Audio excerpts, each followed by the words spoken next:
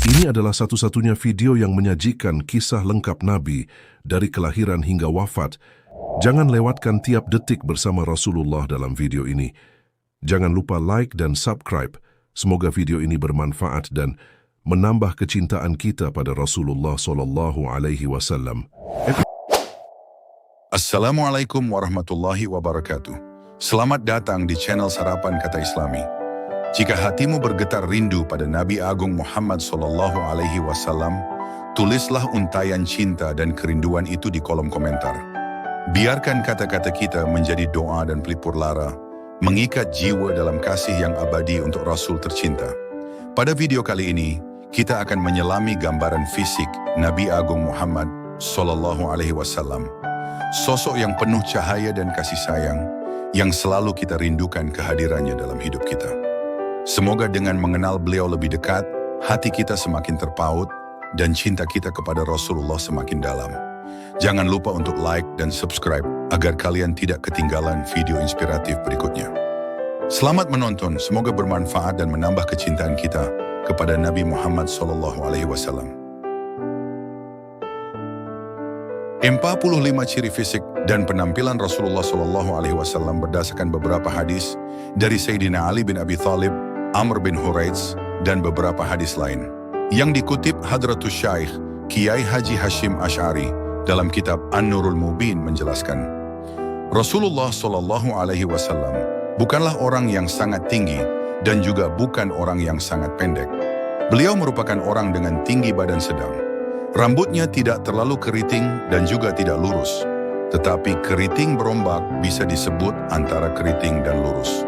Rasulullah tidak gemuk badannya dan tidak bulat wajahnya. Di wajah beliau SAW terdapat bulatan putih kemerah-merahan. Kedua matanya sangat hitam, bulu matanya panjang, tulang dan bahunya besar. Kulitnya tidak berambut banyak, tapi berbulu dari dada sampai ke pusar.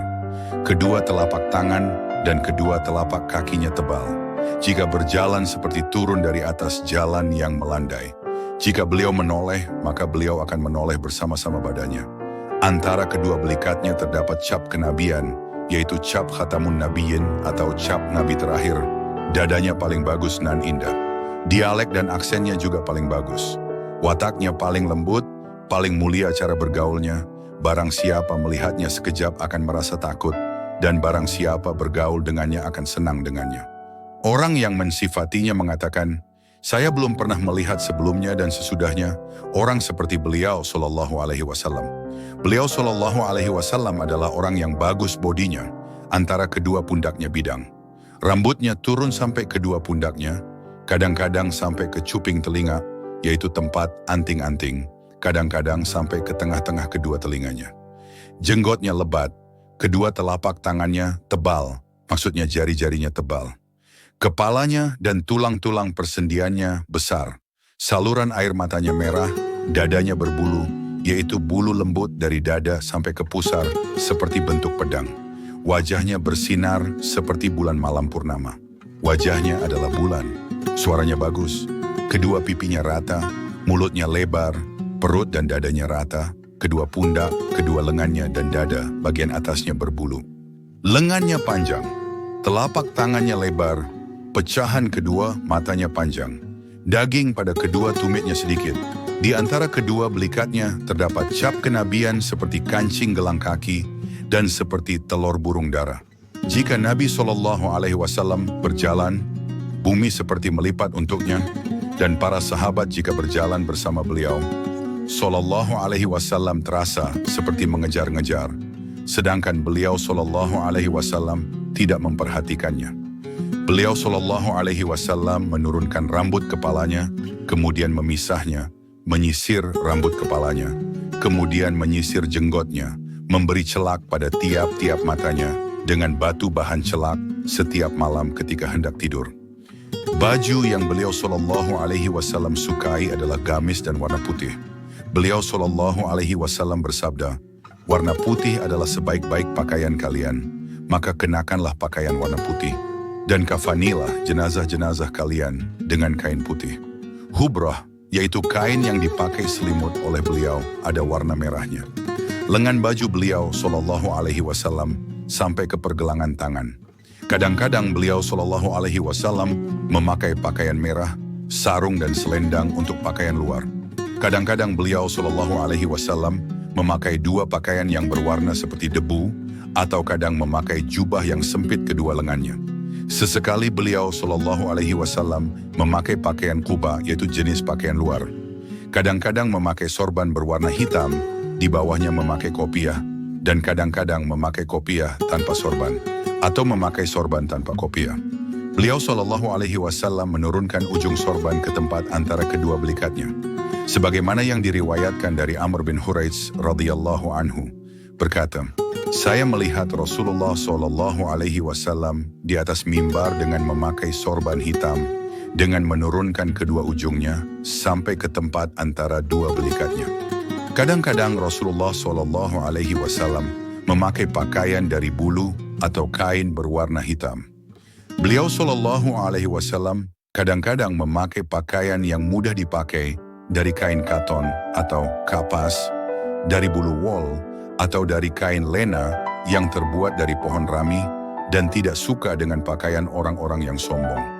Beliau Shallallahu Alaihi Wasallam bersabda, tidak masuk surga orang yang di dalam hatinya ada kesombongan seberat biji sawi, dan tidak masuk neraka orang yang di dalam hatinya masih ada iman sebesar biji sawi. Berkatalah seorang laki-laki, wahai Rasulullah, saya senang jika baju saya bagus dan kedua sandal saya bagus. Apakah hal itu termasuk sombong? Sabda beliau SAW, tidak, sesungguhnya Allah itu indah, suka keindahan. Sombong itu menolak kebenaran dan merendahkan orang lain. Beliau Shallallahu Alaihi Wasallam memakai cincin yang diukir di atasnya nama beliau yang mulia. Dan beliau Shallallahu Alaihi Wasallam menyetempel surat-surat yang dikirim ke raja-raja dengan cincin tersebut. Beliau Shallallahu Alaihi Wasallam memakainya di jarinya. Dan cincin itu tidak seperti cincin yang dipakai orang-orang sekarang untuk perhiasan. Beliau Shallallahu Alaihi Wasallam memakai sepatu dan sandal.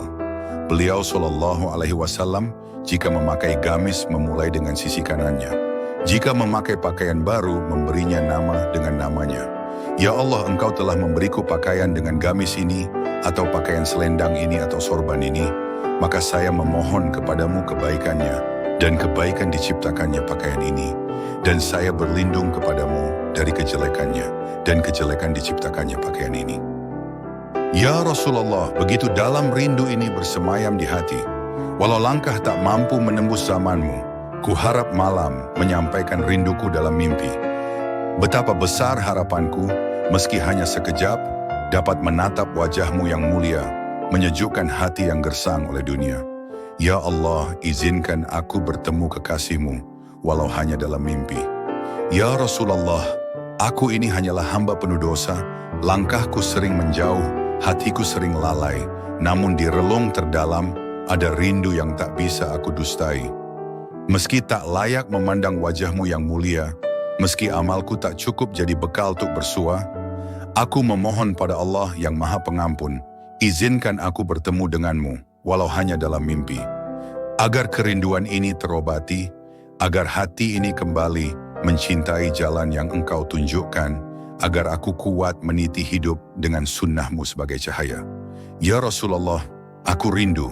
Mari sahabat kita beramai-ramai membaca sholawat di kolom komentar. Kita buat YouTube bingung dengan banyaknya kalimat sholawat yang dihatutkan pada beliau Shallallahu Alaihi Wasallam tercinta. Nabi Muhammad adalah putra dari Abdullah, seorang yang paling rupawan di kota Mekah. Diriwayatkan bahwa jika Abdullah sedang berjalan di siang hari, maka semerbaklah wangi misik dan wangi anbar. Dan ketika ia berjalan di malam hari, maka keluar cahaya yang terang dari antara kedua matanya. Cahaya tersebut dapat menerangi bagaikan lentera yang menjadi penerang di kegelapan. Hingga orang-orang Mekah memberikan julukan kepadanya dengan Misbahul Haram, yang artinya lenteranya tanah suci, karena saking banyaknya cahaya yang dikeluarkan. Abdullah sendiri adalah putra dari Abdul Muthalib. Ia berusia 100 tahun. Keistimewaan yang terjadi padanya adalah saat ia dilahirkan, terdapat sebuah rambut putih seperti uban. Karena hal itu, ia juga kadang disebut dengan nama Syaibatul Hamdi. Nama Abdul Muthalib sendiri artinya adalah hambanya Muthalib. Nama tersebut ia dapatkan dari sebuah kejadian saat pamannya yang bernama Muthalib bersama Abdul Muthalib kecil baru saja tiba dari kota Madinah ke kota Mekah. Pada saat mereka masuk di kota Mekah, cahaya dari tubuh Abdul Muthalib menerangi tiap sudut kota Mekah. Orang-orang Mekah pun berbondong-bondong mendatangi sumber cahaya. Lalu mereka menemukan Abdul Muthalib lah yang menjadi sumber cahaya. Lalu mereka bertanya pada Muthalib, "Wahai Sayyid, siapakah yang bersama engkau itu? Betapa terang cahaya dari tubuhnya." Lalu pamannya berkata, "Ia adalah hambaku." Maka dari situlah ia dipanggil Abdul Muthalib, atau yang berarti hamba dari Muthalib. Abdul Muthalib adalah putra dari Hashim. Salah satu keistimewaan Hashim adalah setiap batu, tanah, dan pepohonan yang ia lewati, maka benda-benda itu akan berkata, "Berbahagialah wahai Hashim, sesungguhnya akan datang dari keturunanmu seorang nabi yang akan menjadi penutup para nabi dan rasul." Nama aslinya adalah Amr. Kenapa ia diberi nama Hashim? Hashim artinya menghancurkan sesuatu menjadi kecil-kecil.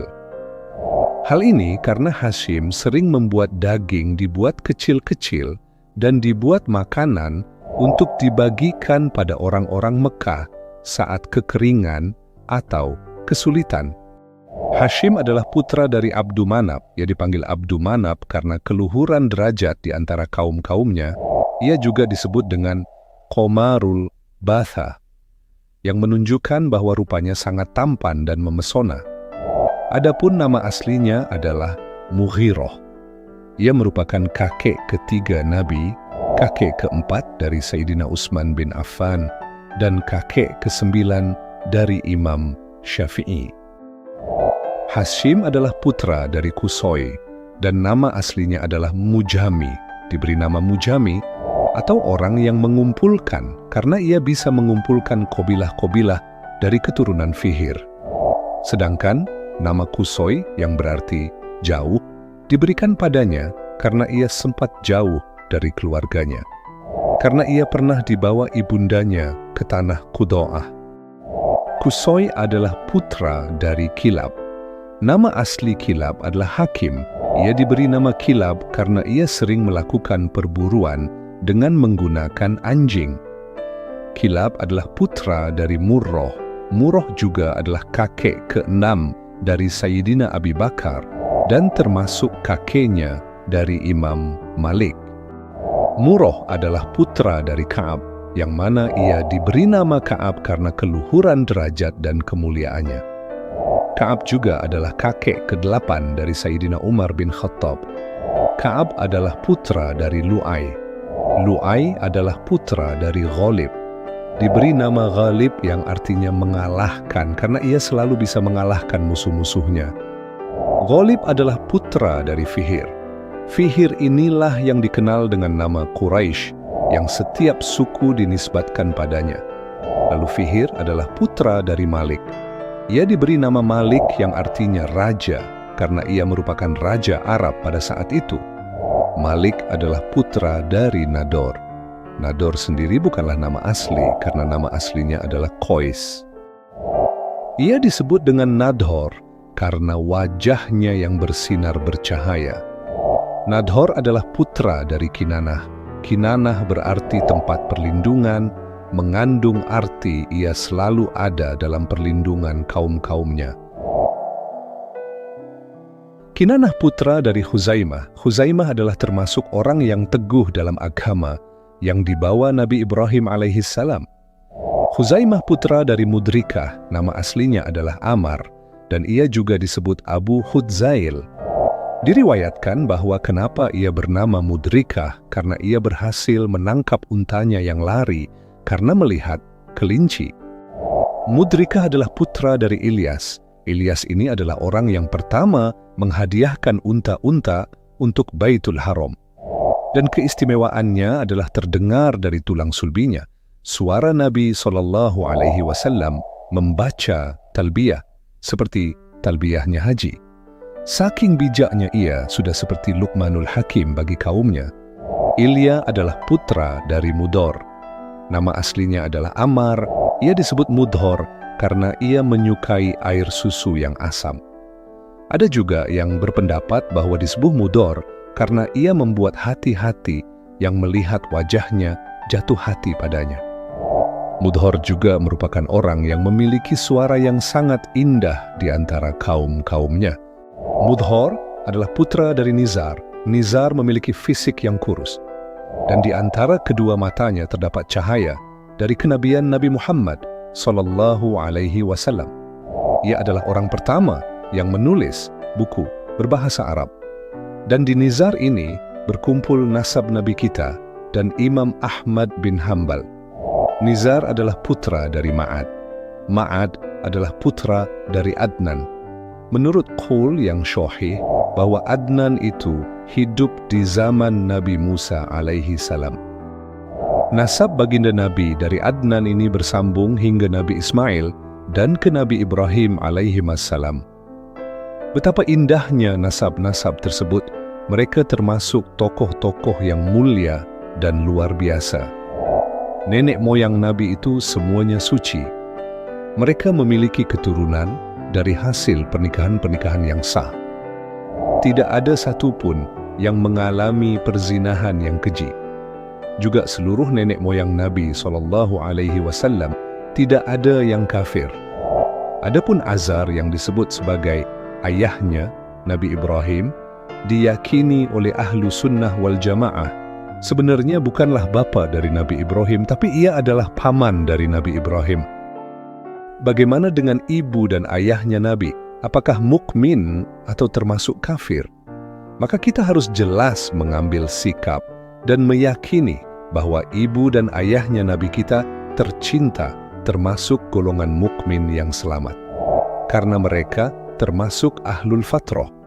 Dan ahlul fatrah termasuk orang yang selamat sebagaimana Quran surat Al-Isra ayat 15. Jangan sampai kita sebagai umat Islam terperdaya dengan golongan-golongan yang menyebutkan bahwa ibu dan ayah Nabi SAW adalah termasuk ahli neraka. Itu adalah tuduhan keji yang patut dihindari. Nauzubillahi min zalik. Dan jika memang ini adalah ikhtilaf atau perbedaan di antara para ulama tentang selamat atau tidaknya ibu dan ayah Nabi, maka kami akan memilih dengan hati yang pasti dan dengan rasa kecintaan padanya pendapat ulama yang menyebutkan bahwa mereka adalah selamat. Wallahu a'lam bisyawab. Kehamilan Sayyidah Aminah dan kejadian-kejadian luar biasa di alam semesta. Dan ketika takdir Allah menentukan hendak mengungkap hakikat Nabi Muhammad sallallahu alaihi wasallam, bukan hanya melalui jasmani tetapi dengan ruhani, juga sifat-sifatnya nan indah yang menyentuh relung terdalam alam semesta. Allah memindahkan cahaya kenabian yang abadi dan suci dari Abdullah, lalu menempatkannya di dalam rahim Sayyidah Aminah. Sebuah tempat yang begitu mulia, seakan menjadi karang mutiara berkilau, penuh dengan kemuliaan. Sayyidah Aminah, seorang perempuan dari bangsa Zuhrah, diberi kehormatan yang tiada duanya, dipilih oleh Allah untuk menjadi ibu dari makhluk yang paling mulia di muka bumi dan di langit. Ia menjadi satu-satunya perempuan di dunia yang diberi anugerah luar biasa ini, mengandung jiwa yang akan membawa cahaya petunjuk bagi seluruh alam semesta. Tidak ada perempuan di bumi ini yang akan pernah merasakan kebesaran dan kehormatan yang sama seperti yang diberikan kepada Paduka Aminah. Sebuah anugerah yang tak tertandingi, yang akan dikenang sepanjang masa selamanya. Dalam kitab Madarijus Su'ud, Sahal bin Abdullah menceritakan sebuah peristiwa yang mengguncang langit dan bumi. Pada malam Jumat di bulan Rajab, saat peralihan nur Nabi dari Abdullah kepada Sayyidah Aminah, Allah menghendaki sesuatu yang luar biasa. Pada malam yang penuh berkah itu, Allah memerintahkan malaikat Ridwan untuk membuk pintu surga Firdaus. Dan seketika itu juga terdengar sebuah seruan yang menggema di seluruh penjuru alam semesta, dari langit yang tinggi hingga bumi yang lapang. Wahai seluruh makhluk di alam semesta, ketahuilah bahwa cahaya yang telah terpendam, yang membawa Nabi sang pemberi petunjuk, kini telah menetap di perut ibunya. Di perut yang mulia ini akan disempurnakan penciptaannya. Kelak, dia akan keluar sebagai pemberi kabar gembira, sebagai penyampai peringatan untuk umat manusia. Suasana malam itu terasa luar biasa, seolah seluruh alam bersatu dalam satu kehormatan, menyaksikan peristiwa besar yang akan mengubah sejarah umat manusia selamanya. Lalu berhembuslah angin kerinduan yang begitu dalam, menyusup ke dalam relung hati para perindu, membangkitkan gairah jiwa yang telah lama menantikan. Setiap makhluk, dari yang terendah hingga yang tertinggi, merasakan manisnya kerinduan yang menyegarkan, kerinduan yang membara akan kelahiran Nabi yang tercinta. Bumi yang dulu kering dan tandus, kini seakan terbangun dari tidurnya yang panjang. Ia mengenakan kemewahan pakaian baru, dihiasi dengan aneka tumbuh-tumbuhan yang mekar, seolah menyambut dengan penuh sukacita. Buah-buahan yang dahulu tak kunjung matang, kini tiba-tiba hadir dengan penuh kegembiraan, matang dengan sempurna, menyimpan kenikmatan yang tiada terhingga. Pohon-pohon yang memayungi buah-buah itu pun seakan menyadari keajaiban yang sedang terjadi. Mereka membungkuk dengan lembut, seolah memberikan kemudahan bagi tangan-tangan yang ingin meraih buah-buah manis itu. Semua alam semesta seakan bersatu dalam sorak-sorai yang tak terucapkan, menyambut datangnya cahaya yang akan menerangi seluruh jagat raya. Pada malam yang penuh berkah itu, sebuah mukjizat yang tak terduga menyelimuti seluruh alam. Semua hewan milik kaum Quraisy yang sebelumnya hanya bisa bersuara dengan bahasa alam, kini berbicara dengan fasih dan jelas, seolah dipenuhi oleh ilmu yang luar biasa. Suara-suara itu menggema, menembus langit malam yang tenang, seraya berkata, "Humila bi Muhammadin wa Rabbil Ka'bah, wa huwa imamud dunya wal akhirah, wasiraju ahlihima." Yang berarti telah dikandung Nabi Muhammad, sang pengurus Ka'bah, pemimpin dunia dan akhirat, serta lentera yang menerangi seluruh alam semesta, dunia dan akhirat. Kata-kata itu tidak hanya bergaung di telinga, namun merasuk dalam setiap jiwa, menggetarkan setiap hati yang mendengarnya. Sebuah malam yang penuh keajaiban, ketika alam semesta, dari yang terendah hingga yang tertinggi, turut mengakui keagungan sosok yang kelak akan membawa cahaya bagi seluruh umat manusia. Dan pada malam itu, terjungkallah singgasana para raja dan berhala-berhala dunia, seakan seluruh kekuasaan yang dibangun di atas kebohongan runtuh dalam sekejap. Pada pagi hari, para penguasa yang dulu megah dan perkasa, kini terdiam dalam kebisuan yang mencekam, tak mampu mengucapkan sepatah kata pun. Dunia yang pernah mereka kuasai kini terasa sunyi, seolah alam semesta menyaksikan kejatuhan mereka. Di timur dan barat, binatang buas dan hewan-hewan darat bersorak kegirangan menyambut kelahiran sang penyelamat yang sudah semakin dekat. Seluruh makhluk, baik yang tampak maupun yang tersembunyi, merasakan kegembiraan yang luar biasa, seakan meneguk air kebahagiaan yang menyegarkan jiwa mereka. Begitu pula dengan bangsa jin, yang turut merasakan kegembiraan yang tak terkira, seakan tak ada ruang yang terlewatkan untuk merayakan saat yang penuh berkah ini. Di sisi lain, para tukang sihir dan dukun yang biasanya memegang kendali atas kekuatan gaib, kini terperangkap dalam kehancuran dan kebingungan, tak mampu lagi memutar waktu atau mengubah nasib. Para pendeta Nasrani pun diliputi ketakutan yang mendalam, menyadari bahwa saat yang mereka takuti itu telah tiba, kelahiran sang nabi yang akan mengubah segalanya. Dan di tengah-tengah semua kegembiraan itu, para ulama dan orang-orang bijak dari berbagai penjuru dunia mulai memberitakan sifat-sifat nabi yang teramat indah, yang akan membawa cahaya baru bagi umat manusia, memancarkan kasih sayang dan petunjuk bagi setiap jiwa yang mencari kebenaran. Dunia seakan menahan napas, menunggu dengan penuh harap akan datangnya sosok yang telah dinantikan oleh seluruh alam semesta. Kemudian, pada suatu malam yang penuh berkah, ibunda Nabi, Sayyidah Aminah, dipanggil dalam sebuah mimpi yang penuh kemuliaan. Dalam tidur yang suci itu, suara yang lembut namun penuh kekuatan terdengar, seakan menyentuh setiap serat jiwanya. Suara itu berkata, "Sesungguhnya, wahai Aminah, engkau telah mengandung pemimpin seluruh alam semesta, sang pembawa cahaya, sebaik-baiknya makhluk yang akan menerangi dunia. Dan hendaklah engkau beri nama ia dengan nama Muhammad, karena kelak ia akan menjadi sosok yang terpuji, harum namanya di setiap zaman yang akan datang." Malam itu, hati Sayyidah Aminah tergetar, seakan seluruh alam semesta turut bersaksi atas kelahiran sang penerus cahaya yang akan mengubah takdir umat manusia.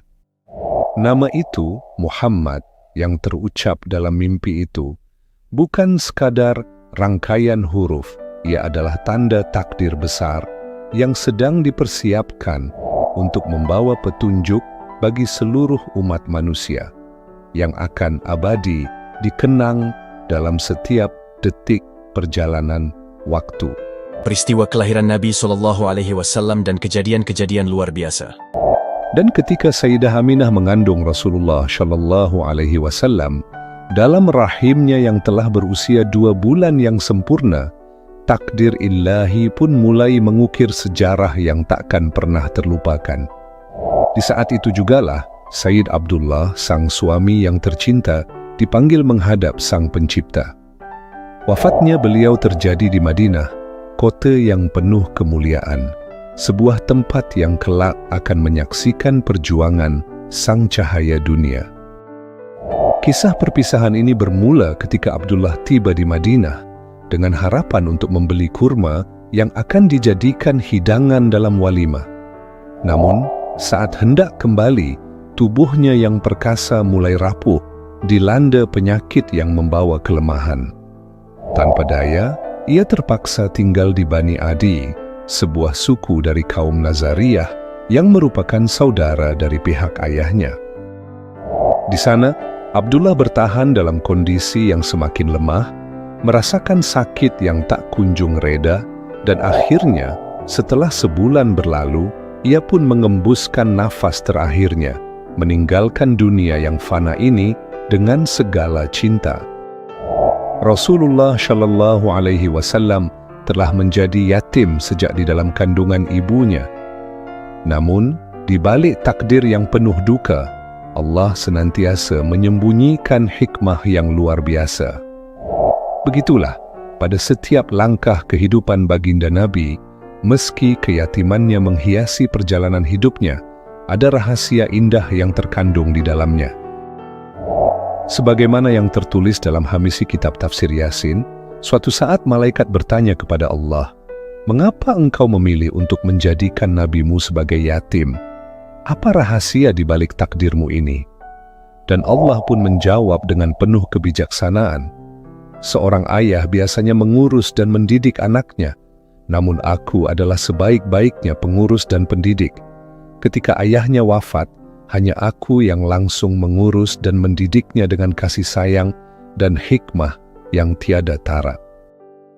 Pada hari itu adalah hari bersejarah bagi Aminah, karena ia telah dianugerahi sebuah anugerah yang tidak akan diberikan pada perempuan-perempuan lain di muka bumi ini. Sayyidah Aminah telah memberikan hadiah istimewa pada kaumnya, yaitu seorang bayi yang lebih mulia dibandingkan dengan Isa yang dilahirkan Maryam. Dan ketika kehamilan itu mencapai usia 9 bulan yang penuh, terjadilah sebuah peristiwa yang ajaib, sebuah peristiwa luar biasa yang mengiringi kelahiran sang Nabi yang suci, Rasulullah Shallallahu Alaihi Wasallam. Di saat itu, hadir wanita-wanita suci, Sayyidah Asiyah dan Sayyidah Maryam, bersama bidadari-bidadari dari surga yang turun dengan penuh berkah. Mereka menjadi saksi agung dari kelahiran sang Nabi dan turut membidani proses lahirnya ibu yang suci, Sayyidah Aminah. Ketika saat kelahiran itu tiba, bayi yang penuh kemuliaan itu memancarkan cahaya yang begitu terang, seakan-akan menyinari seluruh penjuru alam dari barat hingga timur. Cahaya wajahnya begitu mempesona, bagaikan sinar matahari yang membangkitkan kehidupan, mengusir gelap gulita yang menyelubungi malam. Malam kelahiran itu pun berubah menjadi puncak kebahagiaan yang tak terlukiskan, sebuah kebahagiaan yang meresap ke dalam setiap sudut langit dan bumi. Hari itu, alam raya bergembira, bersorak dengan kebahagiaan yang tak terhingga, menyambut kelahiran yang menjadi cahaya dan petunjuk bagi umat manusia.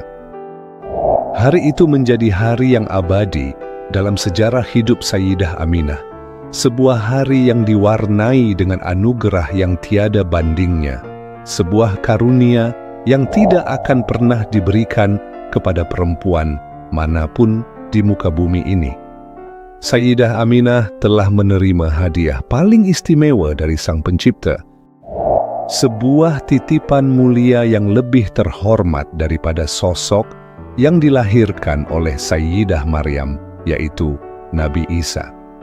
Bayi yang lahir dari rahimnya bukanlah sekadar manusia, melainkan cahaya yang lebih mulia daripada segala cahaya yang menyinari dunia dengan kebenaran. Kelahirannya bukan hanya menjadi kebahagiaan bagi alam semesta, tetapi juga menjadi penanda kehancuran dan kerusakan bagi orang-orang yang menolak kebenaran. Berita kelahiran ini, bagaikan gemuruh yang tak terelakkan, terus tersebar luas, merambah ke setiap sudut alam, baik di kalangan bangsa jin maupun manusia. Setiap jiwa merasakannya, dan setiap hati yang terbuka merasakan keajaiban yang baru saja lahir ke dunia ini. Di saat yang penuh berkah, Rasulullah terlahir ke dunia dari rahim ibunda yang suci. Sebuah keajaiban yang tak terlukiskan ketika bayi yang penuh kesucian itu meletakkan kedua tangannya di atas tanah dan menengadahkan wajahnya ke langit yang luas. Inilah isyarat dari langit bahwa derajat beliau Sallallahu Alaihi Wasallam begitu mulia dan luhur, yang akan menjadi pemimpin bagi seluruh alam semesta, makhluk yang paling unggul dan termulia. Sebuah tanda yang tak terelakkan bahwa beliau adalah kekasih Allah Subhanahu wa Ta'ala. Dan lebih luar biasa lagi, Rasulullah lahir dalam keadaan yang begitu bersih, tanpa sedikit pun kotoran yang menyentuh tubuh sucinya. Ia telah dikhitan, pusar yang telah kering, rambut yang telah disiram minyak, matanya bercelak indah, dan semerbak wewangian harum semerbak dari tubuhnya yang mulia. Sebuah keagungan yang hanya bisa dipahami oleh hati yang penuh dengan cinta dan takjub terhadap Sang Pencipta. Pada saat kelahirannya, dunia gemetar, seolah semesta pun berhenti sejenak untuk menyaksikan keajaiban ini. Peristiwa-peristiwa luar biasa mengguncang langit dan bumi sebagai irhas yang menandai kebesaran kenabiannya. Inilah pertanda bahwa sang bayi yang terlahir adalah manusia pilihan Allah yang telah disiapkan untuk membawa cahaya petunjuk bagi seluruh alam. Allah menambah penjagaan langit, menebarkan perlindungan yang tiada tara. Para pengacau dari kalangan jin dan syaitan yang berani mengacaukan ketentraman alam semesta pun diusir dari langit. Mereka yang hendak mendekati dengan niat jahat, dilemparkanlah bintang-bintang, menjatuhkan kekuatan mereka ke kegelapan abadi.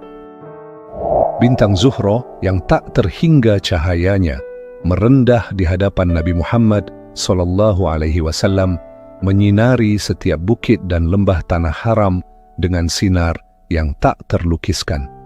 Sebuah cahaya yang membelah kegelapan, sebuah tanda bahwa cahaya ilahi telah datang untuk menerangi setiap sudut alam semesta, membawa kedamaian yang abadi.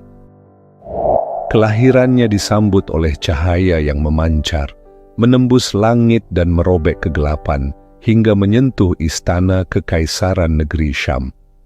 Cahaya itu begitu terang sampai orang-orang Mekkah pun dapat menyaksikannya, seperti langit yang menyatakan kabar gembira bagi seluruh alam. Kekaisaran Kisra yang megah dan kokoh hancur luluh lantak di hadapan sinar agung tersebut. 14 puncak menara yang dibangun dengan kebanggaan Raja Anushirwan pun runtuh, terhempas oleh kekuatan ilahi yang tak terelakkan. Api abadi yang menjaga istana Persia, yang selama berabad-abad tak pernah padam, tiba-tiba terhenti, redup oleh ketetapannya. Air yang mengalir antara kota Hamzan dan Kumma pun hilang, lenyap ditelan perintah Sang Pencipta. Bahkan lembah Samawah yang sebelumnya gersang dan kering, tanpa setetes air, tiba-tiba terisi oleh sumber-sumber kehidupan yang melimpah.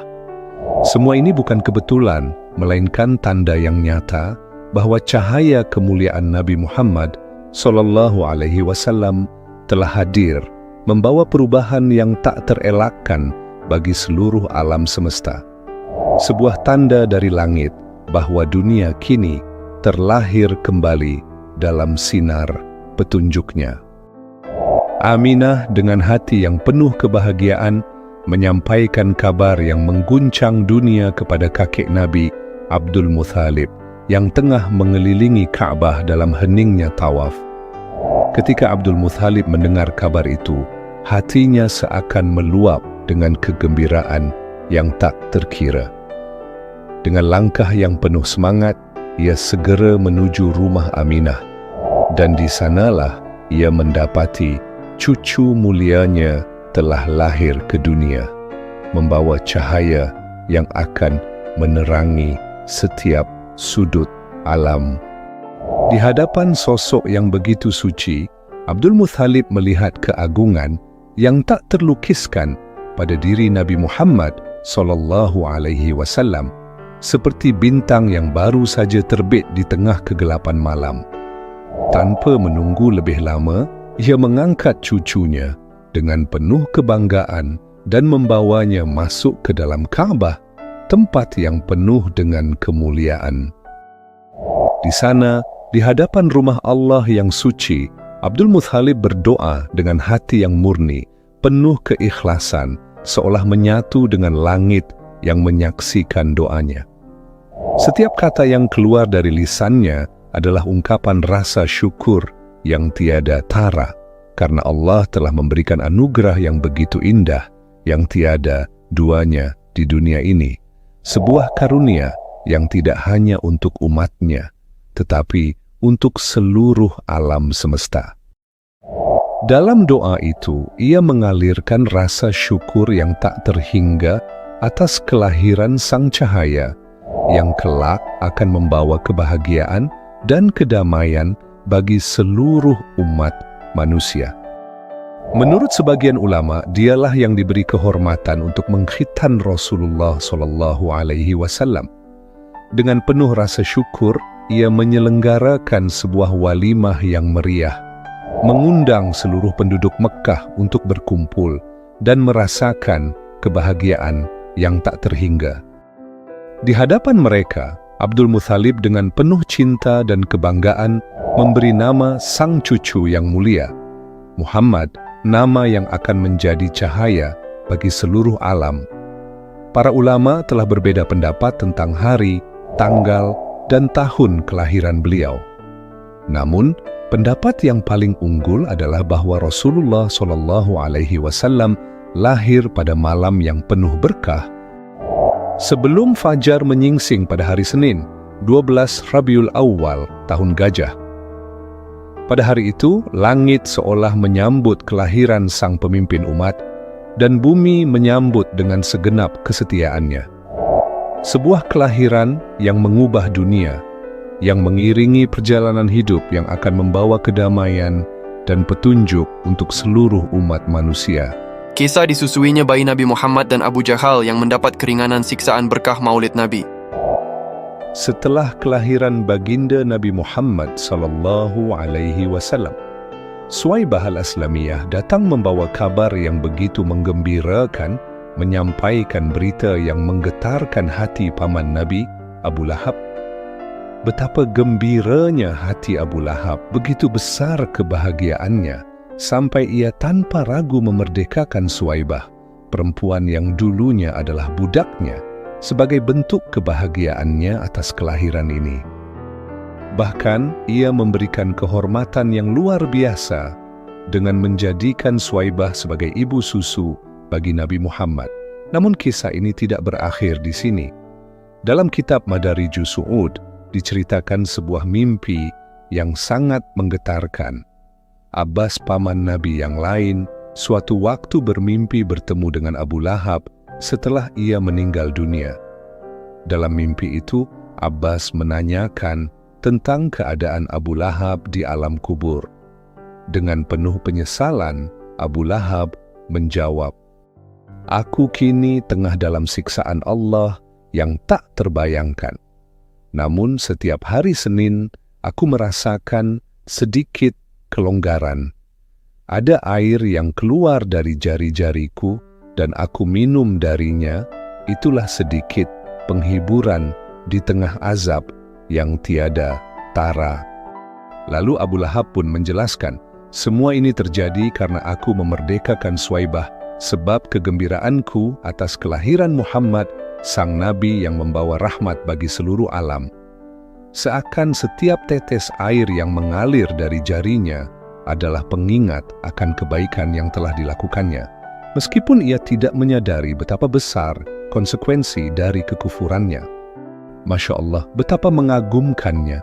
Bahkan seorang kafir yang telah dijelaskan dalam Al-Quran bahwa di akhirat kelak ia akan berada dalam kecelakaan yang tiada terkira, dapat merasakan sedikit kelonggaran atas kebahagiaan yang ia rasakan saat mendengar kabar kelahiran Nabi Muhammad. Sungguh betapa dahsyatnya rahmat Allah yang mengalir bahkan kepada mereka, orang yang kafir. Hanya karena kegembiraan yang mereka rasakan saat menyambut kelahiran sang Nabi. Lalu bayangkanlah betapa luar biasa anugerah yang akan Allah berikan kepada kita, umat yang beriman, yang senantiasa mendalami cinta dan rasa syukur atas kelahiran Nabi Muhammad sallallahu alaihi wasallam.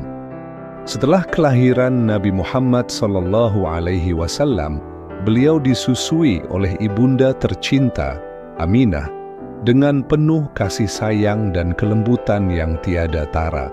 Hari-hari pertama kehidupan Nabi Muhammad dipenuhi dengan kasih sayang seorang ibu. Namun tak lama kemudian, tugas mulia itu beralih ke tangan Suwaibah al-Islamiyah.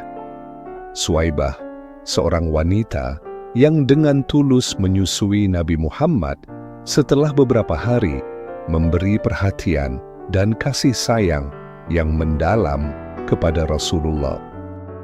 Ia tak hanya menyusui Nabi, tetapi juga anaknya yang bernama Masruh serta Abi Salmah. Namun, betapa luar biasa pengorbanan Suwaibah, karena ia selalu mengutamakan Nabi Muhammad di atas anak-anaknya sendiri. Sebuah bukti cinta yang begitu murni hingga ia rela memberikan yang terbaik dari dirinya untuk sang Nabi yang kelak akan menjadi penerang bagi seluruh umat manusia.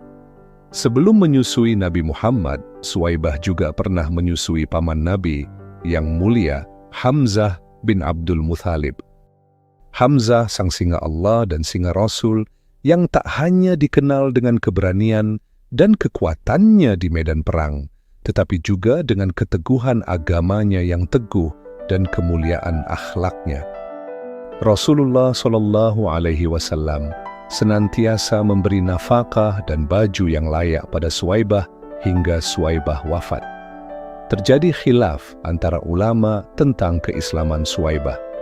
Ada yang menyatakan bahwa ia meninggal masih memegang agama jahiliyah. Sedangkan Ibnu Mandah menyebut bahwa Suwaibah telah masuk ke dalam agama Islam. Setelah disusui Suwaibah, Rasulullah disusui seorang perempuan muda yang bernama Halimatus Sa'diyah. Karena Halimah adalah perempuan yang fakir, hingga orang-orang Arab itu berpikir perempuan fakir menyebabkan makanannya terbatas, juga air susunya lun akan sedikit. Namun keajaiban itu selalu mengiringi Nabi SAW.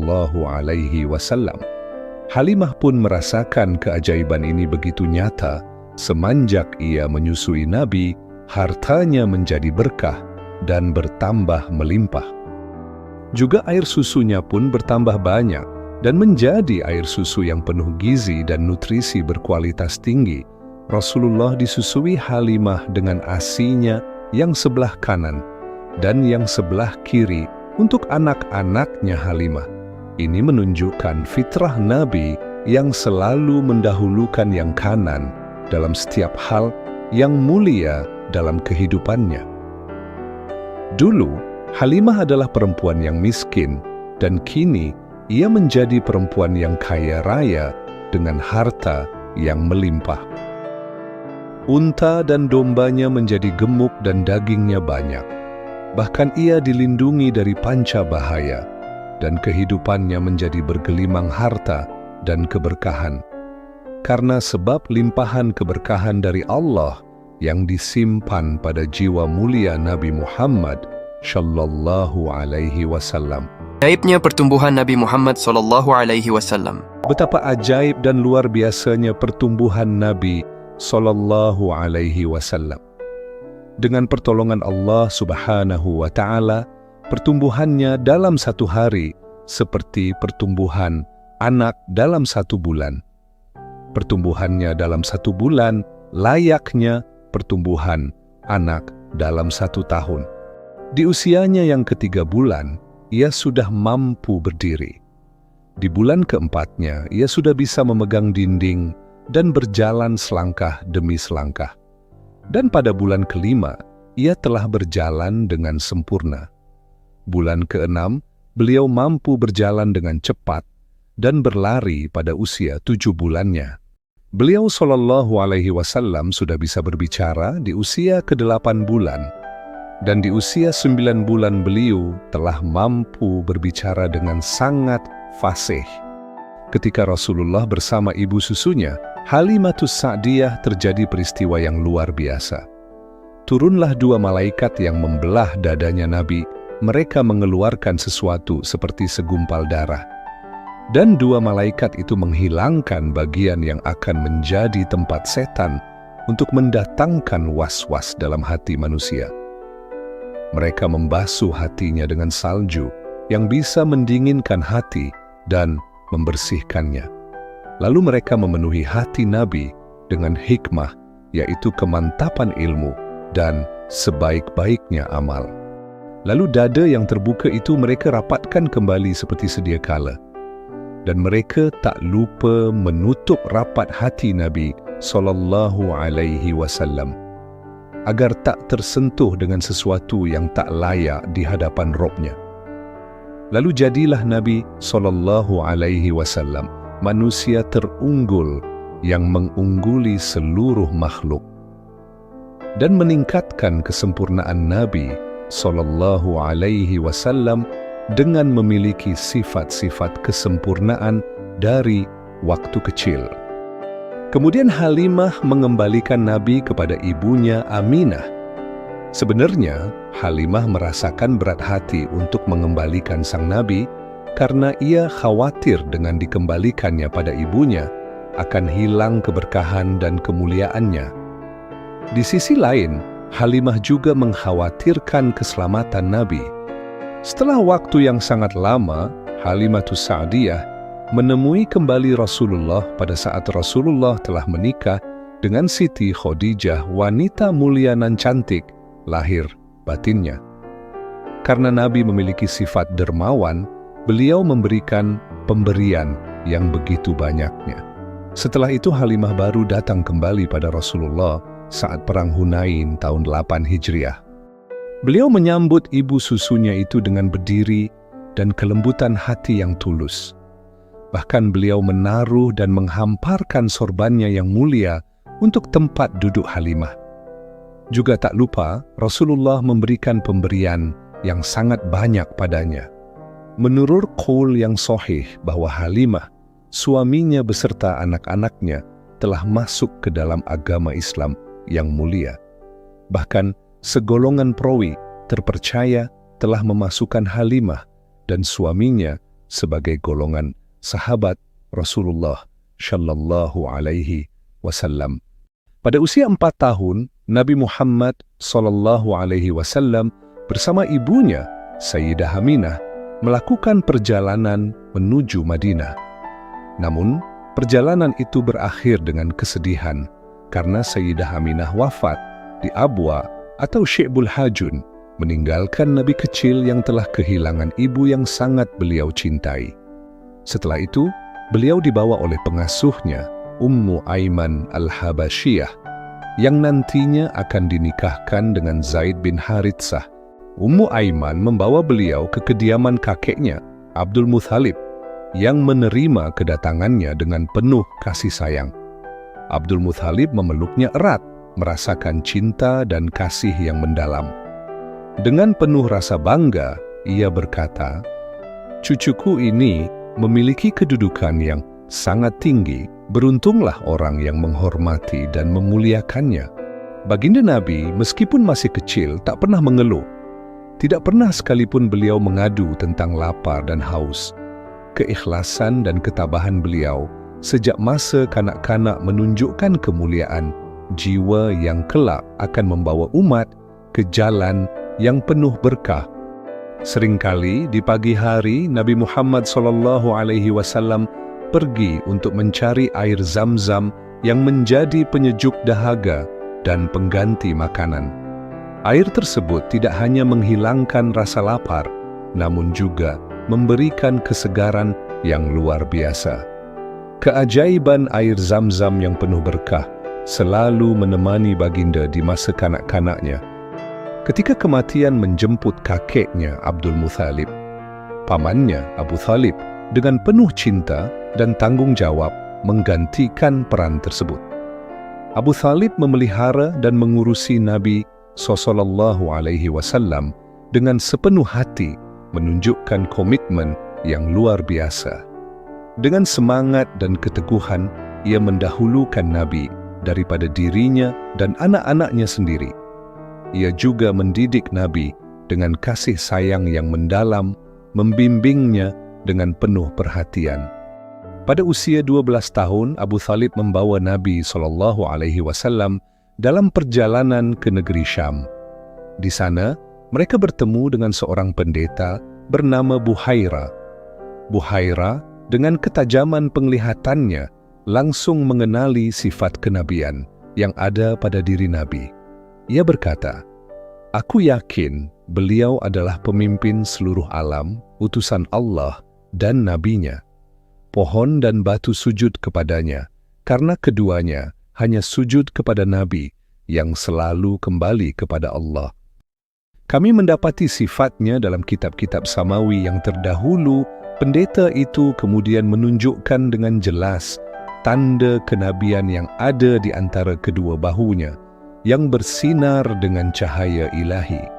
Untuk melindungi Nabi, Buhaira menyarankan agar Abu Thalib segera membawa Nabi SAW kembali ke Makkah, mengingat kekhawatiran terhadap ancaman dari orang-orang Yahudi yang bisa membahayakan beliau. Dengan penuh kehati-hatian, Abu Thalib pun membawa pulang Nabi dari Syam, memilih jalan yang aman tanpa melalui Bashrah untuk melindungi beliau yang kelak akan menjadi cahaya bagi umat manusia.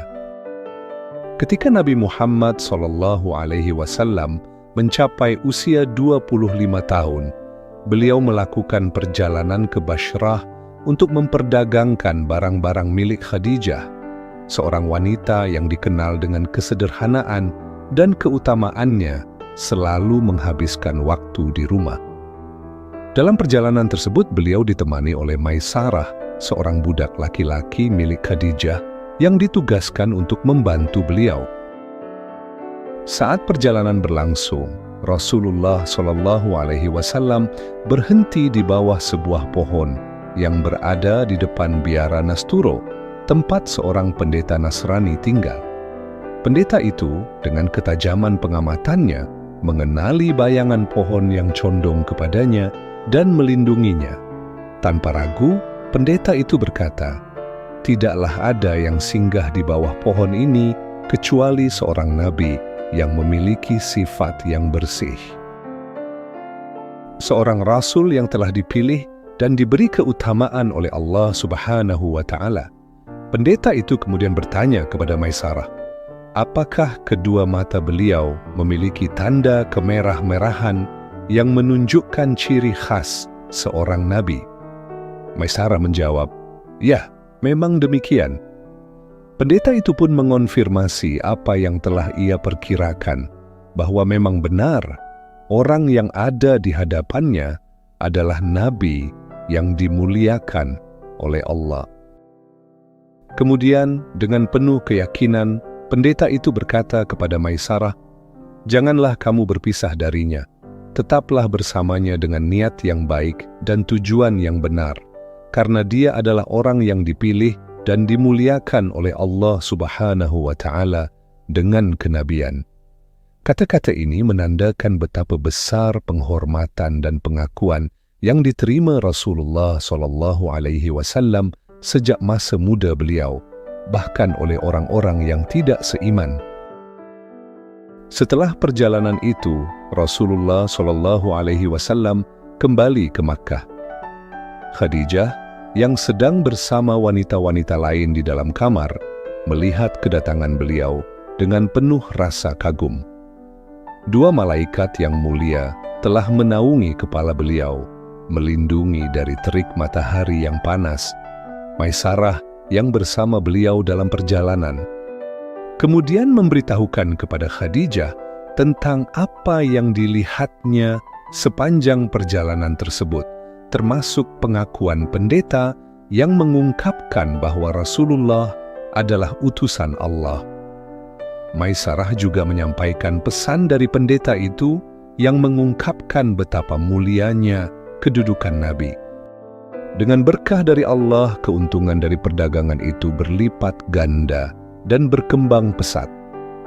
Khadijah, setelah mendengar semua cerita itu, menyadari bahwa Nabi Muhammad SAW adalah utusan Allah yang dipilih untuk membawa wahyu kepada umat manusia.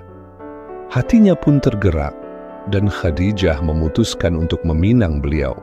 Ia ingin merasakan keharuman keimanan yang begitu indah dan menyegarkan. Rasulullah pun memberitahukan kepada pamannya mengenai apa yang disampaikan wanita takwa itu. Mereka senang kepada Khadijah karena terkesan oleh keutamaan, agama, kecantikan, harta, dan keturunan yang dimilikinya. Mereka semua menghormati dan mengagumi beliau. Abu Thalib meminang dan memujinya setelah memuji Allah dengan pujian yang tinggi, mengatakan, "Dia Muhammad, demi Allah, memiliki berita yang besar dan perjalanan yang terpuji." Akhirnya pernikahan itu terjadi yang mengikatkan hati Khadijah dan Rasulullah dalam sebuah ikatan yang diberkahi. Mereka menikmati kebahagiaan yang penuh berkah dalam hidup mereka. Dari pernikahan ini, lahirlah semua putra dan putri Nabi, kecuali putra beliau yang bernama Ibrahim. Kebahagiaan yang abadi ini telah ditentukan oleh takdir dan menjadi bagian dari sejarah yang mulia. Ketika Nabi Muhammad SAW mencapai usia 35 tahun, sebuah peristiwa penting terjadi di Makkah. Ka'bah yang telah mengalami keretakan akibat banjir besar harus dibangun kembali oleh suku Quraisy. Namun, saat mereka berusaha untuk mengangkat Hajar Aswad, batu yang sangat dihormati dan dianggap sakral, terjadi perselisihan hebat antara kabilah-kabilah Quraisy. Masing-masing kabilah menginginkan kehormatan untuk mengangkat batu tersebut, yang menyebabkan pertikaian sengit di antara mereka. Mereka bahkan hampir terlibat dalam pertempuran dipicu oleh kekuatan kefanatikan mereka yang sangat tinggi. Dalam ketegangan yang semakin memuncak, akhirnya mereka sepakat untuk menyerahkan keputusan kepada orang yang bijaksana yang mampu menyelesaikan masalah ini dengan kepala dingin dan penuh kebijaksanaan. Mereka sepakat untuk menyerahkan keputusan kepada siapa saja yang pertama kali masuk dari pintu Sadana Syaibiyah. Ternyata, orang pertama yang masuk adalah Nabi Muhammad SAW. Melihat beliau yang datang, para pemuka Quraisy langsung mengenali beliau sebagai orang yang terpercaya dan mulia. Mereka semua sepakat untuk menerima keputusan beliau. Dengan bijak, Nabi SAW meminta kain yang besar, lalu meletakkan Hajar Aswad di atas kain tersebut. Beliau kemudian memerintahkan setiap kabilah untuk ikut serta mengangkat batu tersebut bersama-sama.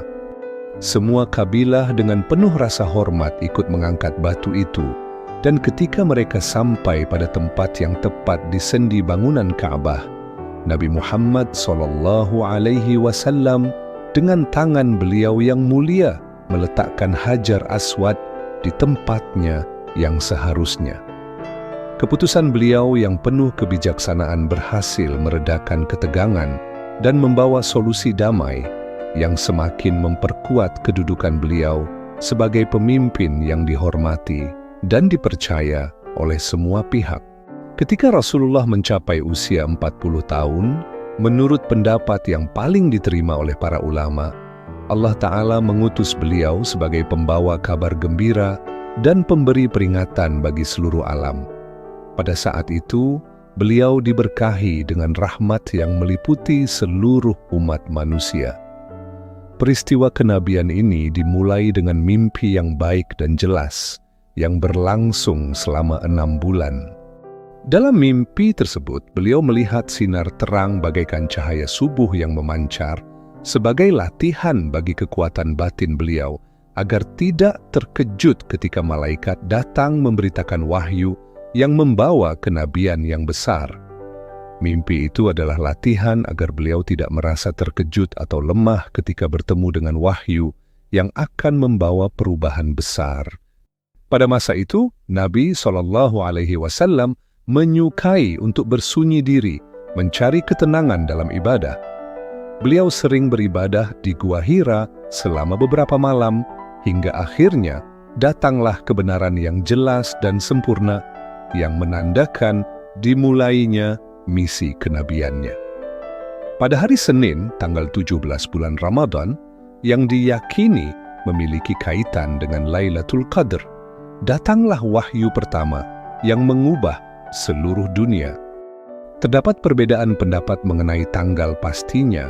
Beberapa mengatakan 27, 24, atau 28 Ramadan, sementara bulan kelahiran beliau yang penuh cahaya, yakni bulan Rabiul Awal, juga menjadi tanda dari hadirnya seorang nabi yang membawa petunjuk bagi umat manusia. Kemudian, malaikat Jibril datang menghampiri beliau dan berkata, "Bacalah." Namun, Nabi Muhammad SAW menjawab, "Aku tidak dapat membaca." Malaikat Jibril mendekap beliau dengan kuat dan berkata lagi, "Bacalah." Nabi tetap menjawab, "Aku tidak dapat membaca." Malaikat Jibril mendekap beliau untuk kedua kalinya dan Nabi SAW merasa sangat kepayahan. Malaikat kembali berkata, "Bacalah." Dan Nabi SAW tetap menjawab, "Aku tidak dapat membaca." Malaikat Jibril mendekap beliau untuk ketiga kalinya dengan tujuan agar beliau siap untuk menghadapi wahyu yang akan disampaikan kepadanya dengan penuh tekad dan kesungguhan hati. Inilah awal dari wahyu pertama yang menyempurnakan misi beliau sebagai Rasul Allah. Nabi Muhammad SAW dengan penuh kesungguhan menerima wahyu pertama tersebut dan menghadapinya dengan hati yang terbuka. Setelah menerima wahyu tersebut, terdapat jeda yang berlangsung selama sekitar 3 tahun atau 30 bulan, di mana wahyu tidak turun. Masa itu membawa perasaan rindu yang mendalam dalam diri Nabi kepada wahyu yang datang dari Allah, bagaikan embusan harum yang mengisi jiwa beliau.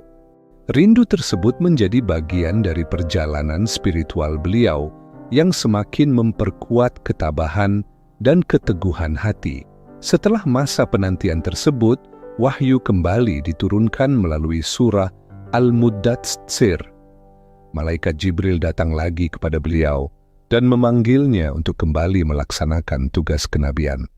Dalam konteks ini, Allah memilih untuk mendahulukan ucapan Iqra bismi rabbika, bacalah dengan nama Tuhanmu, yang menjadi bukti bahwa surah tersebut adalah wahyu pertama yang menandakan permulaan risalah beliau. Kabar gembira ini adalah petunjuk bagi orang yang diserunya, menunjukkan bahwa risalah kenabian ini datang dengan membawa pesan yang mulia dan penuh berkah untuk umat yang akan menerima petunjuk dari Allah melalui Nabi Muhammad SAW.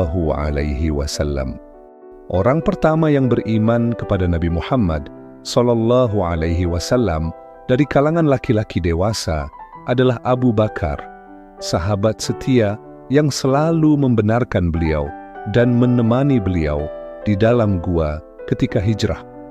Dari kalangan remaja yang pertama beriman adalah Ali bin Abi Thalib, sepupu Nabi yang penuh dengan kesetiaan.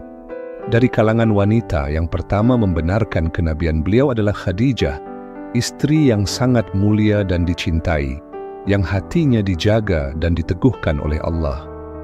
Dari kalangan bekas budak, Zaid bin Haritsah adalah orang yang pertama beriman dan memberikan dukungan penuh kepada Nabi, meskipun ia sebelumnya adalah seorang hamba sahaya. Sedangkan dari kalangan hamba sahaya, Bilal bin Rabah adalah yang pertama menyatakan keimanannya, meskipun ia mengalami penyiksaan berat dari tuannya Umayyah bin Khalaf yang sangat memusuhi Islam. Namun, Abu Bakar Ash-Shiddiq yang juga seorang sahabat dekat Nabi akhirnya membebaskan Bilal dan memberinya kebebasan yang menjadi kenikmatan baginya. Selanjutnya, para sahabat lainnya yang masuk Islam adalah Utsman bin Affan, Sa'ad bin Abi Waqqas, Sa'id bin Zaid, Thalhah bin Ubaidillah, Abdurrahman bin Auf, dan juga Syafiyah, putra bibinya Nabi. Mereka semua menerima kebenaran wahyu yang disampaikan oleh Rasulullah dan bersedia mengikuti jalan Allah.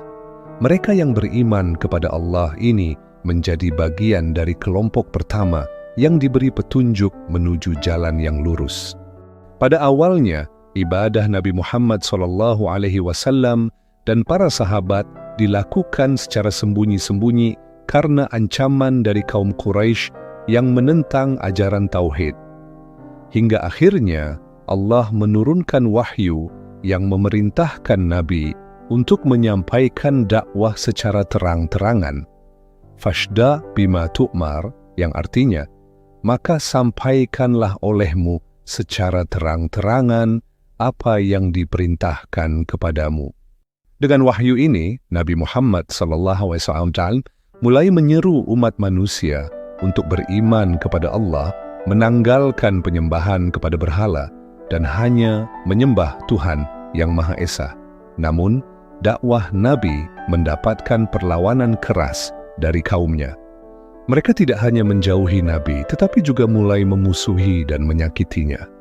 Umat Islam mengalami berbagai cobaan berat, hingga pada tahun kelima kenabian, mereka terpaksa hijrah ke negeri Najasyiah, Ethiopia, untuk menghindari tekanan dan penyiksaan. Meski demikian, pamannya, Abu Thalib, tetap sangat menyayangi dan melindungi beliau, meskipun ia belum memeluk Islam. Kaum Quraisy pun takut untuk berbuat lebih jauh kepada Nabi karena rasa hormat terhadap Abu Thalib yang menjadi pelindung beliau.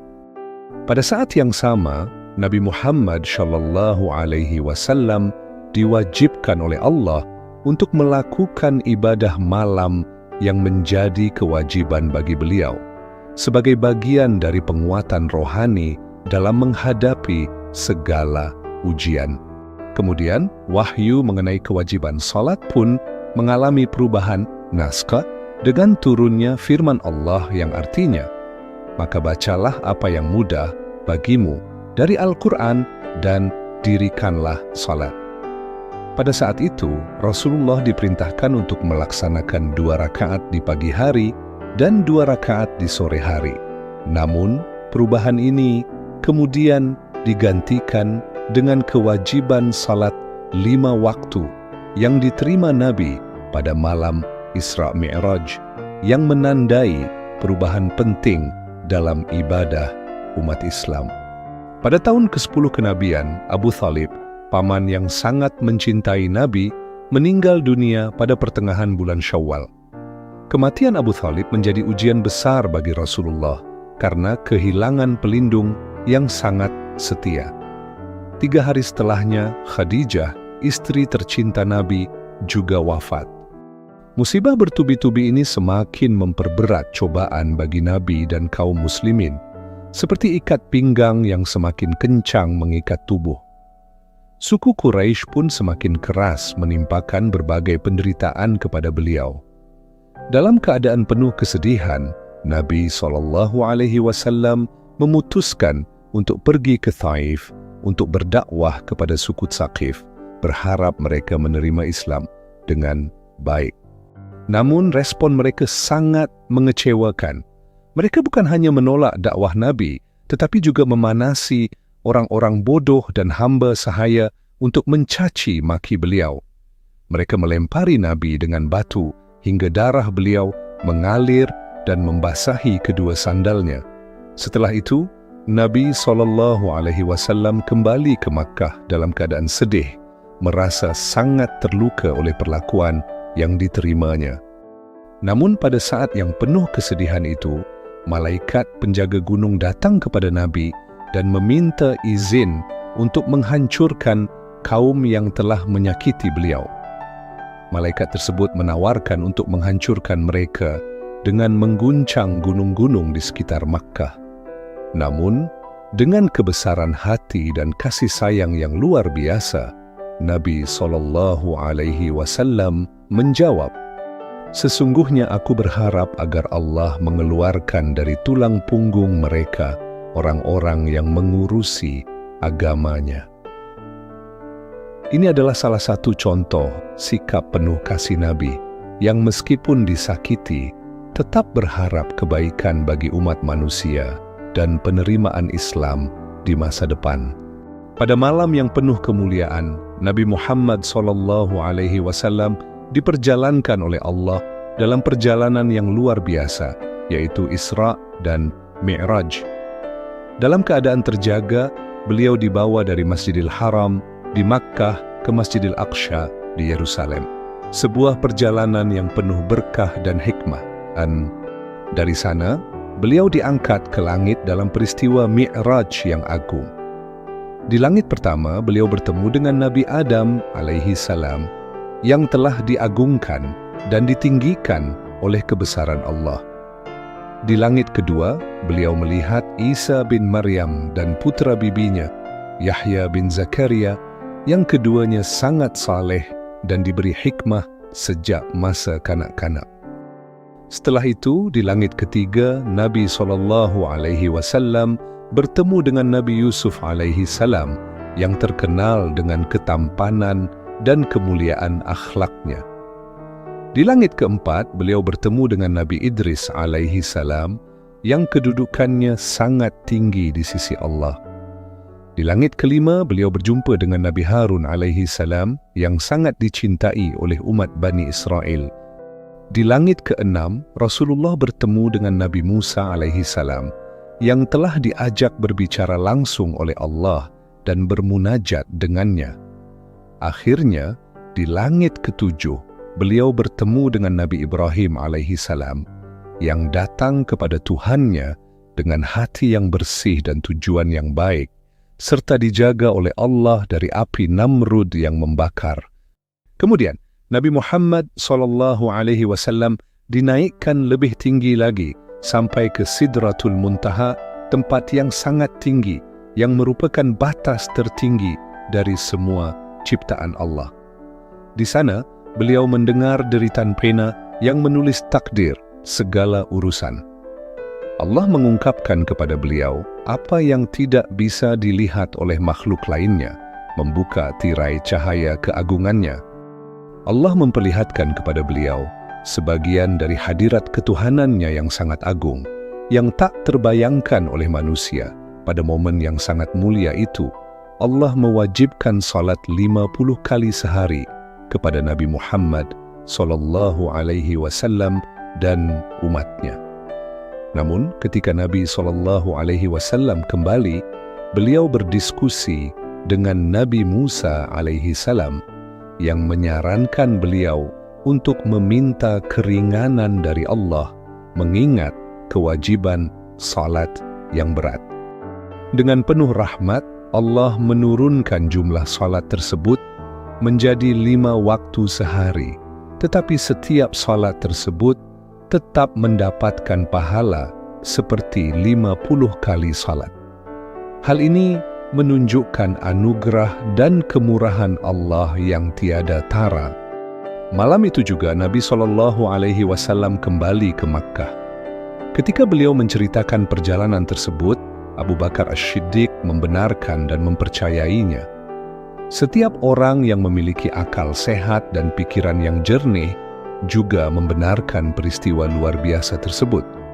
Namun suku Quraisy yang tidak menerima kebenaran ini mendustakan dan mengingkarinya, dan orang-orang yang disesatkan oleh syaitan pun terjerumus dalam kekufuran. Peristiwa Isra dan Mi'raj ini menjadi bukti nyata tentang kedekatan Nabi Muhammad SAW dengan Allah, serta sebuah peringatan bagi umat manusia tentang pentingnya iman dan ketaatan kepada Tuhan yang Maha Esa. Kemudian pada musim haji, beliau sampaikan kepada kabilah-kabilah bahwa beliau adalah Rasulullah, utusan Allah. Lalu berimanlah 6 orang dari golongan Ansyar yang Allah khususkan mereka dengan keridaannya. Pada tahun berikutnya, 12 orang laki-laki di antara mereka berhaji dan berbaiat dengan baiat yang sebenarnya. Kemudian mereka pulang. Maka Islam muncul di Madinah yang menjadi tempat berlindung dan tempat menetapnya. Pada tahun ketiga, datanglah 73 atau 75 pria dan 2 orang wanita dari kabilah Aus dan Khazraj. Lalu mereka berbaiat kepadanya, dan beliau mengangkat 12 orang sebagai kepala. Maka orang yang beragama Islam dari Makkah hijrah kepada mereka. Mereka meninggalkan tanah air karena menginginkan apa yang dijanjikan bagi orang yang meninggalkan kekafiran dan menjauhinya. Suku Quraisy takut beliau segera menyusul sahabat-sahabatnya. Maka mereka berunding untuk membunuhnya, namun Allah memelihara dan menyelamatkannya dari tipu daya mereka. Lalu beliau diizinkan untuk berhijrah. Orang-orang musyrik mengintainya agar mereka dapat menempatkan beliau ke lahan kematian menurut anggapan mereka. Lalu beliau keluar dan menaburkan debu di atas kepala mereka. Beliau menuju ke Gua Tsur dan Abu Bakar As-Siddiq beruntung dapat menyertai beliau. Mereka berdua tinggal di dalamnya selama 3 hari dan burung-burung merpati dan laba-laba menjaganya. Kemudian keduanya keluar pada malam Senin. Beliau naik sebaik-baiknya kendaraan, unta. Surakah mengejarnya, lalu beliau berdoa dan memohon kepada Allah. Maka kaki-kaki binatang yang dinaiki Surakah itu masuk ke dalam tanah yang keras dan kuat. Merasa terkejut dan takut, Surakah memohon ampunan kepada Nabi. Dengan sifat mulia beliau, Rasulullah memaafkan Surakah, memberikan contoh sikap pemaaf yang luar biasa, meskipun ia merupakan bagian dari pihak yang menentang beliau. Ini adalah salah satu momen yang menunjukkan rahmat dan kasih sayang Nabi Muhammad sallallahu alaihi wasallam serta perlindungan Allah terhadap beliau dalam setiap langkah dakwah yang beliau jalani. Dalam perjalanan menuju Madinah, Nabi Muhammad sallallahu alaihi wasallam melewati Qudaid, sebuah tempat yang dihuni oleh Ummu Ma'bad, seorang wanita dari suku Khuza'ah. Saat beliau hendak membeli daging atau susu dari wanita tersebut, ternyata persediaannya telah habis. Namun, beliau melihat seekor kambing yang tampak lemah karena tidak lagi digembalakan. Nabi SAW meminta izin untuk memerah susu dari kambing itu. Ummu Ma'bad pun mengizinkan sambil berkata, "Seandainya kambing ini dapat mengeluarkan susu, tentu kami sudah memanfaatkannya." Nabi SAW kemudian mengusap kambing tersebut sambil berdoa kepada Allah, dan dengan izinnya, susu mulai mengalir deras dari kambing itu. Nabi memerah susu tersebut, memberikan minum kepada beliau dan rombongannya, menyegarkan mereka dengan penuh berkah. Beliau kemudian mengisi bejana dan meninggalkannya di rumah Ummu Ma'bad sebagai tanda kebaikan dan berkah yang diberikan oleh Allah. Tak lama kemudian, suami Ummu Ma'bad, Abu Ma'bad, pulang dan melihat susu yang melimpah tersebut. Ia sangat terkejut dan bertanya, "Dari mana susu ini berasal? Padahal tidak ada kambing perah di rumah ini yang dapat mengeluarkan susu." Ummu Ma'bad menjelaskan, "Seorang laki-laki penuh berkah dengan tubuh demikian dan demikian telah melewati tempat tinggal kita." Abu Ma'bad langsung menyadari bahwa orang tersebut adalah seorang dari suku Quraisy. Ia pun berkata, "Ini adalah orang Quraisy yang terkenal. Seandainya aku melihatnya, niscaya aku akan beriman, mengikutinya, dan mendekatinya." Nabi Muhammad SAW akhirnya tiba di Madinah pada hari Senin tanggal 12 Rabiul Awal yang menjadi hari yang penuh berkah. Penjuru kota Madinah bersinar dengan cahaya kedatangan beliau. Orang-orang Ansyar sangat antusias menyambut beliau. Beliau singgah di Quba, dan di sana beliau membangun masjid yang menjadi simbol ketakwaan, Masjid Quba, yang diabadikan dalam sejarah sebagai masjid pertama yang dibangun oleh Nabi Muhammad SAW. Pembangunan masjid ini tidak hanya menjadi tempat ibadah, tetapi juga menjadi titik awal bagi perkembangan Islam di Madinah. Nabi Muhammad SAW adalah manusia yang paling sempurna, baik dari segi fisik maupun akhlaknya. Beliau memiliki tubuh yang proporsional dan perilaku yang luhur. Warna kulit beliau putih kemerah-merahan, dengan mata yang lebar dan bercelak, serta bibir yang tebal. Alis beliau tipis dan panjang, sementara gigi serinya renggang. Mulut beliau lebar dan indah, dengan dahi yang lebar dan berbentuk bulan muda. Pipi beliau datar, hidungnya tampak sedikit tinggi dan mancung, sementara dada beliau bidang dan tulang persendiannya besar. Telapak tangan beliau lebar, menunjukkan kekuatan dan kemuliaan. Daging tumit beliau sedikit, menandakan ketangguhan. Jenggot beliau lebat, rambutnya mencapai daun telinga, dan kepala beliau besar sebagai tanda keagungan. Di antara bahu beliau terdapat cap kenabian yang bersinar dengan cahaya, sebagai tanda bahwa beliau adalah utusan Allah. Peluh beliau sangat jernih, bagaikan mutiara yang bercahaya, dan baunya semerbak melebihi harumannya kasturi. Cara jalan beliau sangat tenang dan anggun, seolah-olah beliau berjalan turun dari tempat yang tinggi. Ketika beliau berjabat tangan dengan orang, orang itu akan merasakan harum semerbak yang tetap melekat sepanjang hari. Bahkan ketika beliau meletakkan tangannya di atas kepala anak-anak, sentuhan itu meninggalkan bau harum yang khas. Bila anak-anak yang telah disentuh beliau kembali bermain, teman-teman mereka bisa mengetahui mana anak yang baru saja mendapat sentuhan tersebut karena harumnya yang membekas. Wajah beliau yang mulia selalu cemerlang seperti cahaya bulan purnama yang bersinar di malam hari. Seseorang yang menyaksikan beliau dan menggambarkan beliau dengan kata-kata berkata, "Aku tidak pernah melihat seseorang sebelum atau sesudahnya yang seperti dia, dan tidak ada seorang pun yang dapat menyamai keistimewaannya." Sifat-sifat fisik dan moral Nabi Muhammad SAW menjadi cermin dari kesempurnaan yang diberikan oleh Allah kepada beliau, menjadikan beliau teladan bagi umat manusia dalam segala hal. Beliau adalah sosok yang sangat pemalu dan rendah hati.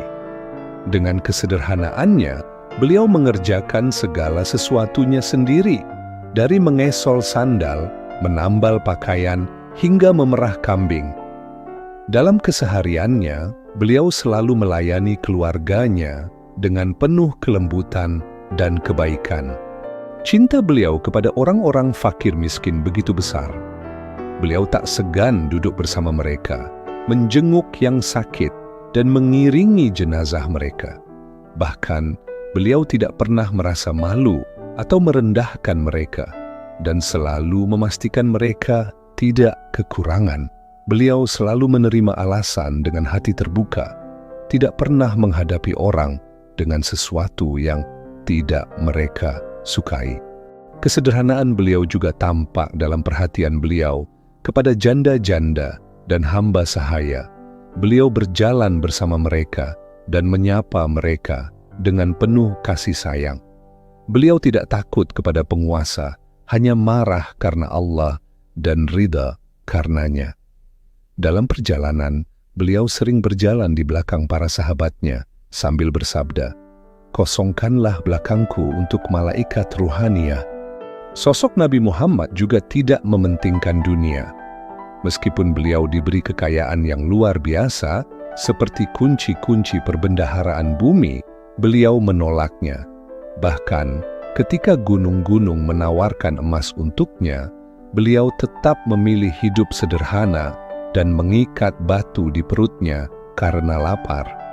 Dalam hidup sehari-hari, beliau memulai salam kepada siapa saja yang bertemu dengannya, memperpanjang salat, dan memperpendek khutbah Jumat agar lebih mudah dipahami. Beliau sangat menghormati orang-orang mulia dan selalu berbicara dengan kata-kata yang benar dan disukai oleh Allah. Meski begitu, beliau juga tidak melupakan pentingnya gurauan yang penuh kebenaran, selalu menyampaikan apa yang baik dan benar. Demikianlah sebagian gambaran tentang Nabi Muhammad, seorang teladan sempurna dalam kesederhanaan, kepemimpinan, dan kasih sayang.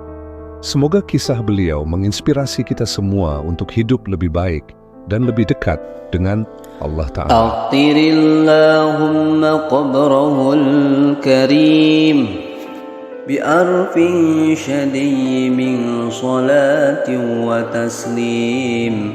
Allahumma salli wa sallim wa barik alaihi.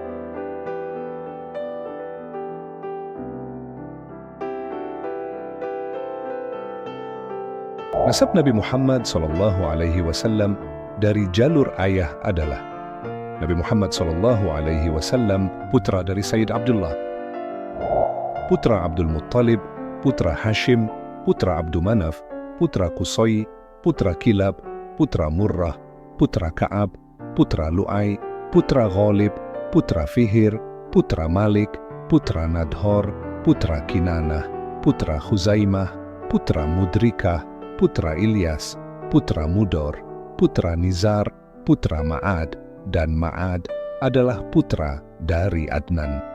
Yang bersumber dari kitab Al-Barjanzi, sebuah karya dari Sayyid Ja'far Al-Barjanzi yang sangat masyhur di Indonesia. Al-jannatu wa na'imuha sa'adun liman yusalli wa yusallim wa yubarik alaihi